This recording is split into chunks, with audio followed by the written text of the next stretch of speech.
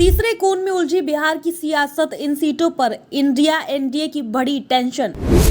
काराकाट में पवन ने बनाया त्रिकोणीय समीकरण, सिवान में हिना साहब ने बढ़ा दी टेंशन।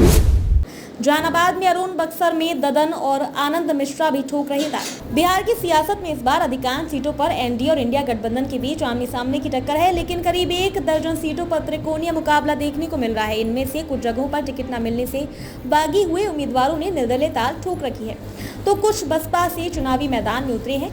ये दोनों में से किसी न किसी गठबंधन का गेम बनाने और बिगाड़ने की ताकत रखते हैं।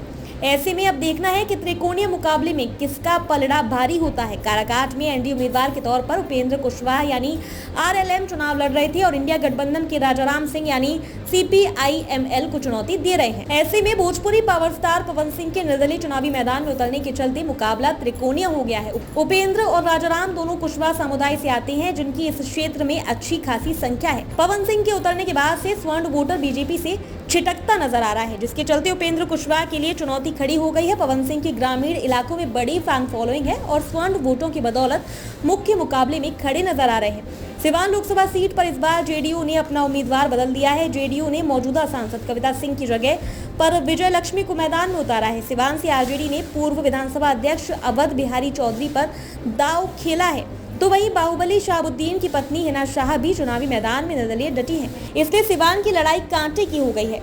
स्वर्ण वोटर बड़ी संख्या में हिना शाह के साथ खड़ी नजर आ रही है। इसके अलावा हिना शाह जिस तरह प्रचार कर रही है और मंदिर मंदिर जा रही है, पप्पू यादव भी उनके पक्ष में प्रचार करने के लिए उतर रहे हैं। जहानाबाद लोकसभा सीट पर बसपा से पूर्व सांसद अरुण कुमार के चुनाव में आ जाने के कारण जेडीयू के लिए मुश्किलें बढ़ गई हैं।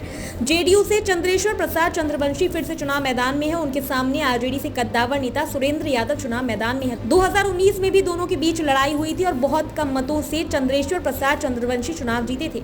अरुण कुमार के उतरने के चलते एनडीए के लिए सीट निकालना आसान नहीं होगा। अरुण कुमार भूमिहार समाज से आते हैं, जो बीजेपी का कोर वोट बैंक माना जाता है। अरुण के उतरने से भूमिहार वोटों के बिखराव का खतरा बना हुआ है। बक्सर लोकसभा सीट पर बीजेपी से मिथिलेश तिवारी मैदान में है, तो उनके सामने आरजेडी से सुधाकर सिंह ने ताल ठोक रखी है।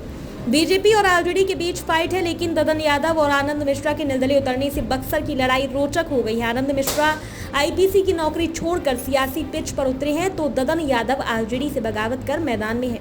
इसके चलते ही ददन यादव आरजेडी उम्मीदवार सुधाकर सिंह को नामांकन पहुंचा रहे हैं, जबकि आनंद मिश्रा ने बीजेपी की टेंशन बढ़ा रखी। ऐसे में बक्सर सीट पर चुनाव काफी दिलचस्प बना हुआ है। झंझारपुर लोकसभा सीट पर जेडीयू से मौजूदा सांसद रामप्रीत मंडल मैदान में है, तो इंडिया गठबंधन की तरफ से सुमन कुमार महासेठ किस्मत आजमा रहे हैं। ऐसे में गुलाब यादव बसपा से ताल ठोकने के बाद झंझारपुर लोकसभा सीट पर त्रिकोणीय मुकाबला माना जा रहा है। सीट पर यादव और मंडल समुदाय के मतदाता बड़ी संख्या में है। गुलाब यादव के उतरने से वीआईपी कैंडिडेट सुमन कुमार की टेंशन बढ़ गई है। पिछली बार गुलाब यादव आरजेडी से चुनावी मैदान में उतरे थे और नंबर 2 पर रहे थे। इसके चलते उनका इस सीट पर अच्छा खासा आधार है।